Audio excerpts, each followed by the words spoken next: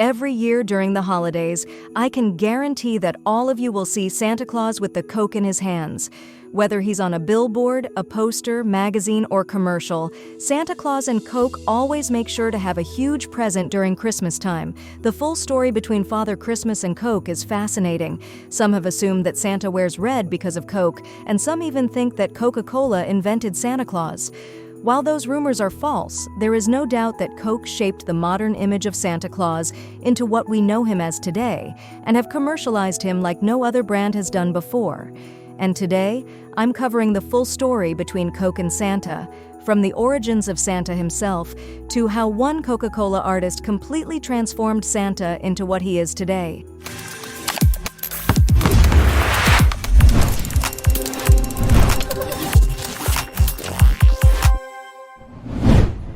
To understand how Coke and Santa became such a huge part of the holidays, we need to know where Santa Claus came from in the first place, which takes us back over 2,000 years to the 4th century.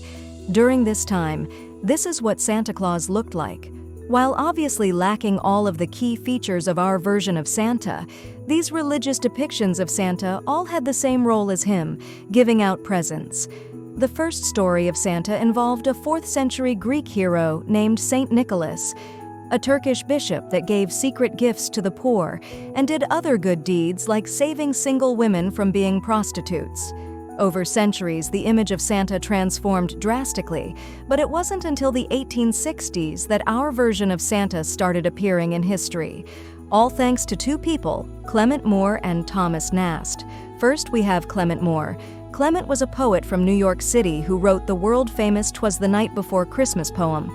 In the poem, he describes Santa as a chubby, jolly old elf with a white beard and dressed in all fur. Sound familiar? However, our standard view of Santa wouldn't start to take form until the late 1860s, when Thomas Nast, a Civil War cartoonist, started drawing his depiction of Father Christmas. He was known for creating political cartoons for a newspaper called Harper's Weekly. In these cartoons, he would consistently include his depiction of Santa based on Clement's poem. His most famous and well-known cartoon he drew of Santa was this one called Merry Old Santa Claus. And out of every single Santa Claus picture out there, this one resonated with people the most, and brands took note of it. Surprisingly, Coca-Cola wasn't the first brand to use Santa in their ads.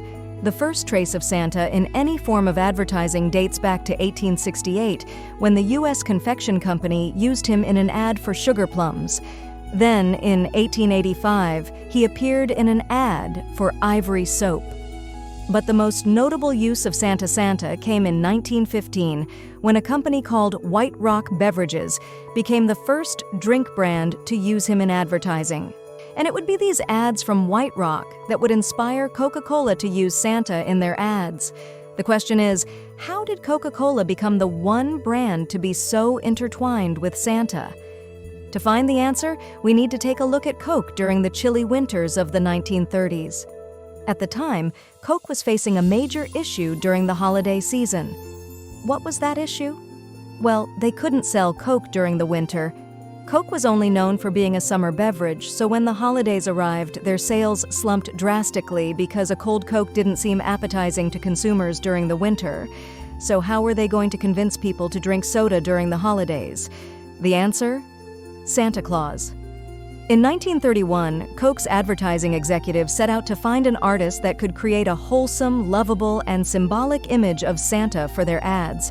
And he struck gold on his search when he discovered Haddon Sundblom, a talented artist who would eventually transform the image of Santa into what we know him as today.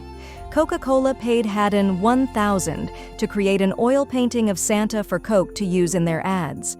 He took inspiration from Thomas Nast cartoons and created this painting of him titled, "My Hat's Off." He had perfectly captured everything Coke wanted for their Santa. The twinkling eyes, the rosy cheeks, the round belly, and the merry grin were spot on. He came off as warm, gentle, funny, all traits that Coca-Cola's brand stood for. Needless to say, Coke loved Hat and Santa. Coke took Hat and Santa and used it in a magazine ad in 1931. and Coke didn't know it at the time, but this one advertisement would not only change the modern image of Santa, but would forever intertwine Coca-Cola with Santa Claus. Readers of the magazine absolutely adored Hatton Santa, and as a result, Coke actually saw an increase in their winter sales. So for the next 33 winters, Coke continuously paid Hatton to make Santa Claus ads during the holiday season. Using his neighbor and himself as a model, Hatton would paint his version of Santa in many different fun situations, like delivering toys, greeting children that stayed up to meet him, and raiding refrigerators at numerous homes. Santa was also seen holding bottles of Coke, drinking Coke, and receiving Coke as gifts.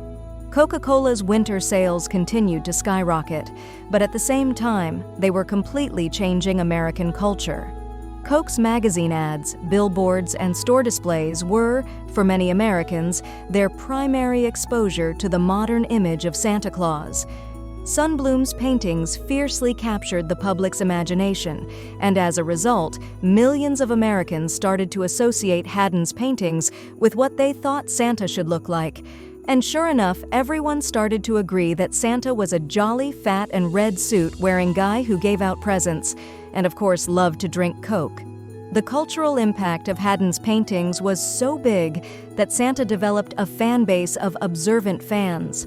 For example, they noticed the time when Santa's belt buckle was strapped in the wrong direction, and also the time that Santa was missing his wedding ring from Mrs. Claus.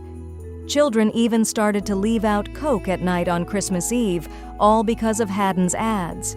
Hatton would create his final version of Santa Claus in 1964. But our story doesn't end there. Coca-Cola continued to create Santa ads in the same exact style as Hatton, but just with different artists. And because of this decades-long tradition of using Santa in their Christmas commercials, Coke continued to cement the idea that they were a necessity during the holidays. Many brands still use Coke's depiction of Santa in their ads to this day, and it's no doubt that Coke completely changed the way we feel about Christmas.